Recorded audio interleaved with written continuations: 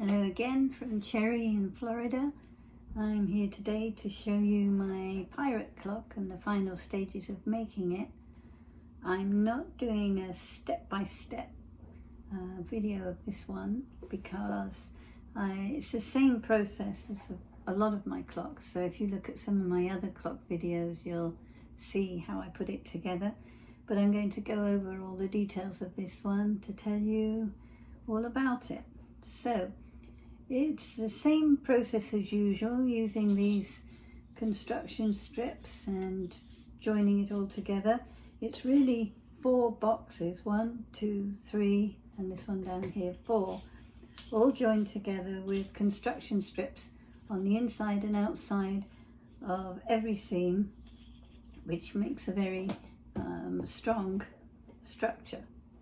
And then each of the 4 boxes is glued together to make the complete ship. So let me see what I need to tell you about all the details as we go. These are the sails at the top, and the what do you call these?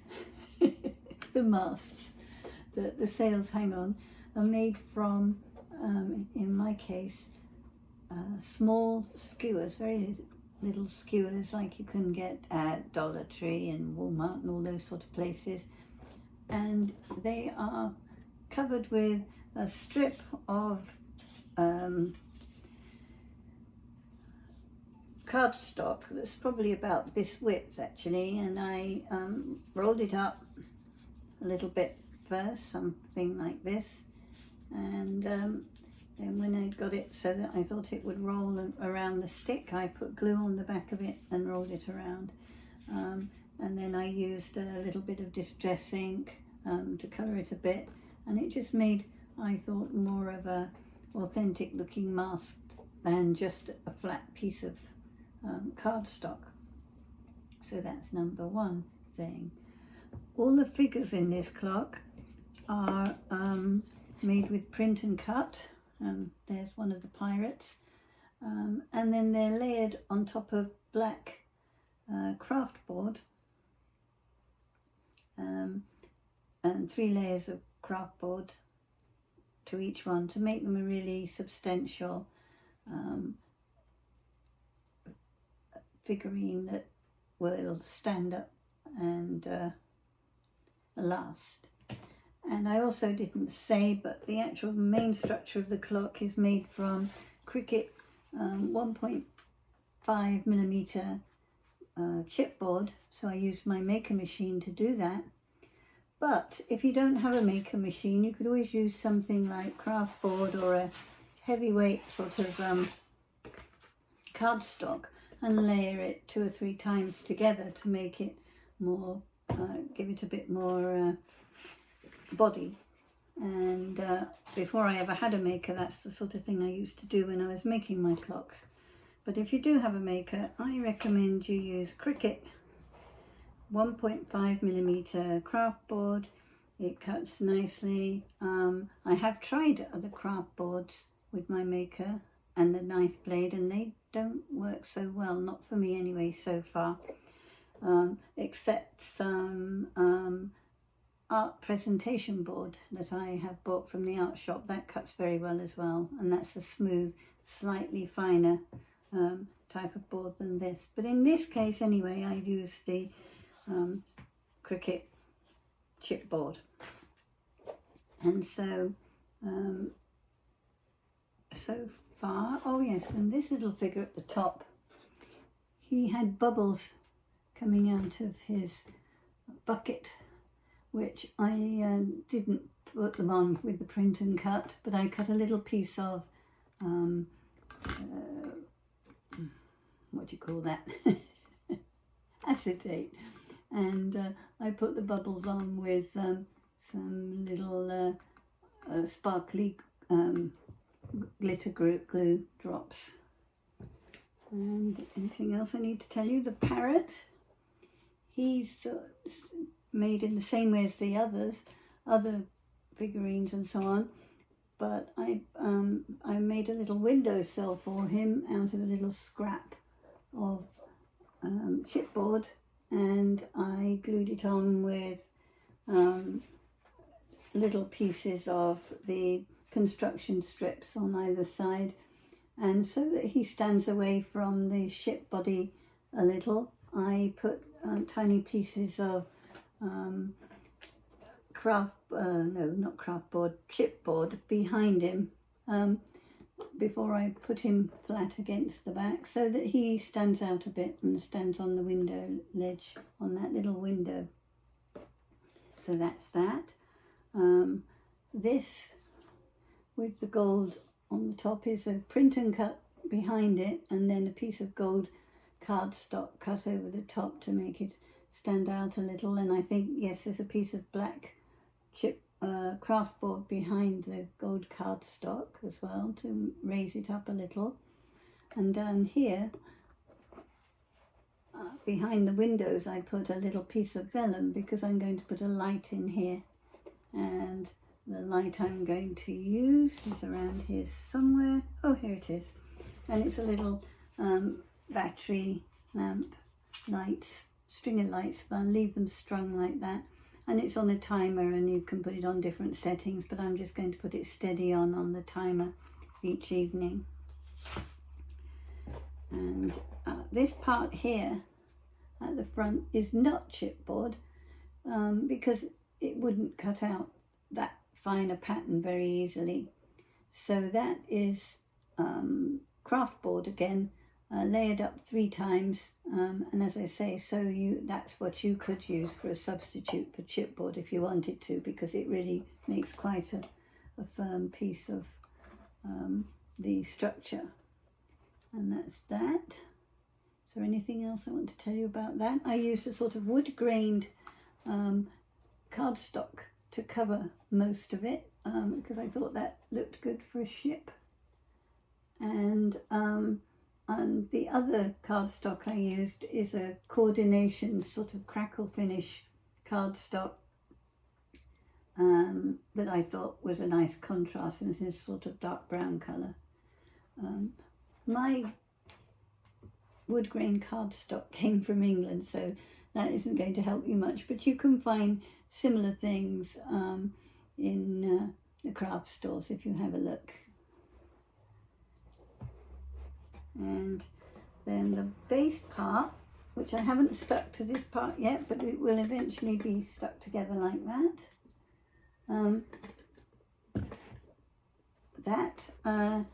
The sides of it, I've left one piece uncovered so you could see it, but when you put the construction strips on, you can see that I notched them all the way around.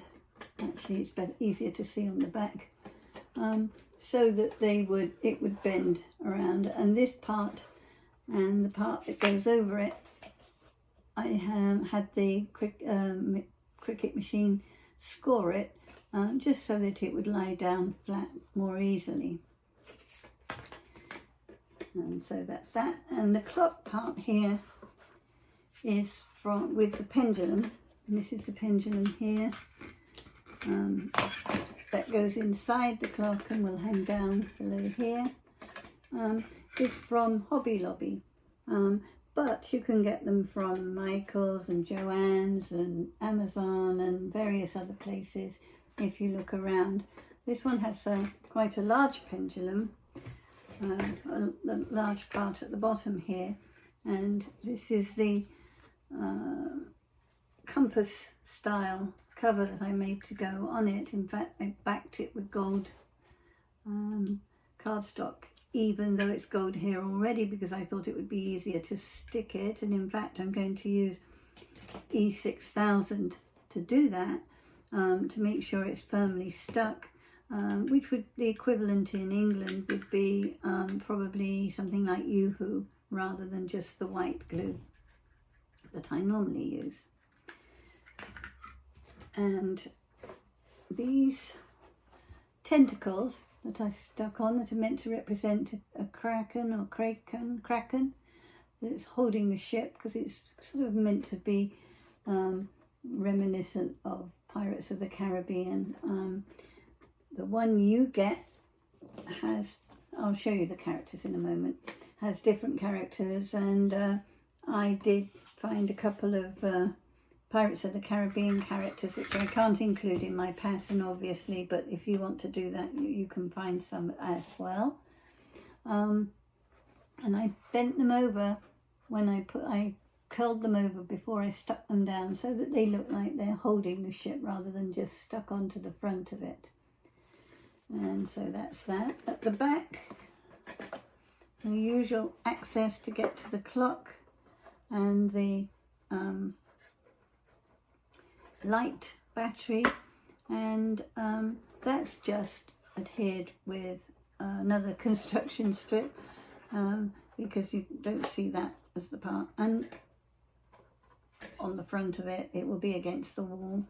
And I just enveloped a little piece of cardstock here, in which I enclosed a little neodymium battery and one there, just to make sure it first of all doesn't slip back through the hole, this door, and also that it's easy to pick up. And those are quite easy to find, Amazon, eBay, that sort of thing, or maybe even in the stores. So that's that. The wheel, the ship's wheel at the front, is also cut out and layered on 3 layers of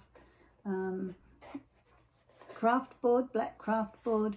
The tentacles and this little pirate steering the ship are only on 1 layer of black craft board. And as I was saying about the, oh no, I forgot about these. These are the weights that, or they're not really weights, they're just for show, but they're meant to represent weights. And I put them on a chain that looks like this. And you'll see that when you put all the pieces of the coffin together, there are 2 with grooves in, and that's to make a space to put the chain in. And we've drilled a couple of holes that I'm going to thread those through. And the same with when we hang it on the wall, we've put a couple of holes there. We haven't hung it yet, and we don't know whether that's going to work properly, so I'll let you know about that. I will do a separate piece of video and add it on at the end to show you it in place afterwards. It's quite a big clock, and it's quite a process to make it. It's probably about 36 inches long when it's up on the wall with the pendulum and the weights and everything else. But it will look quite impressive, I think. Now, the characters. These are the pirates that you will find in the pattern. And they sort of can go either here or further down or wherever you want them. I'm just going to rest mine here for now. And you will get this mermaid on yours instead of the mermaid that I had on mine. But either works just as well. And as I say, I did find Jack Sparrow and Barbossa to put on mine. And I'm probably going to put them here, and I may keep these other pirates as well because they're very colourful and they look really good. And I don't think there's anything else I need to tell you at the moment, but when I put the clock finally together and hang it up, if there's anything I've forgotten. Oh, I know one more thing. I did colour parts of this with this distress ink, just to make it look a little bit weathered in various places. And whoops, I've lost one of my pirates. And I also used some distress oxide on the tentacles just to give them a bit of variety of colour. And you can probably see that there, and that was that one. But again, you could do variations on that as well. So that's all for now, and I'll come back to you when I finally got it together and got it on the wall, and I'll show you the final piece. So goodbye for now. Actually, before I go and put this together finally, there's one last thing that I forgot to tell you. The sails part is has a piece of chipboard behind it to substantially attach it to the main structure. That isn't in the pattern. I just cut a piece that was the right size, that wouldn't be wider than this part at the front, and would hold it together at the back. And in fact, when I put this final part together, I have another piece of chipboard that's going to go down here and attach to the back of that, just to give it a bit of extra holding power. So I just thought I'd tell you that before I go and finally put the rest of it in place. So here we are. This is my finished clock hanging on the wall, and as you can see, it's quite large. I'll take you in closer to see the details.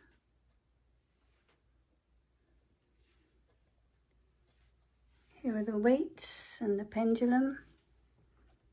I chose to use this kind of chain this time, but you could use a more conventional piece of chain if you wanted to. And if you look, you can see that the chain threads through those slotted pieces that I told you about.